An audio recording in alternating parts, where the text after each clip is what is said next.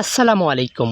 প্রায় সবারই বাঁশঝাড়ে মাটি দেওয়া এ পর্যন্ত শেষ, তবে আমাদের বাঁশঝাড়গুলোতে এখন পর্যন্ত মাটি দেওয়া বাকি আছে। মাটিতে আসবো বলে সময়ই হয় না, তো আজকে সময় করে চলে আসলাম বাঁশবাড়িতে মাটি দিতে। যদিও রাতের এখন প্রচন্ড বৃষ্টির ফলে এখন বাঁশবাড়িতে অর্থাৎ আমাদের গ্রামের ভাষায় আড়াবাড়িতে এখন পানি জমে গেছে। আমাদের উচিত ছিল পুরো বাঁশবাড়িতে খরা মৌসুমে মাটি দেওয়া, যার ফলে বাঁশবাড়ি কিন্তু থবে পানির কারণে এবার আর মাটি দেওয়া হবে না। যাই হোক, মানুষ তো ভুল থেকেই শিক্ষা নেয়, সামনের বছর আর এরকম ভুল আমরা করবো না। দেখেন, পুরো বাঁশবাড়িতে আমি একাই।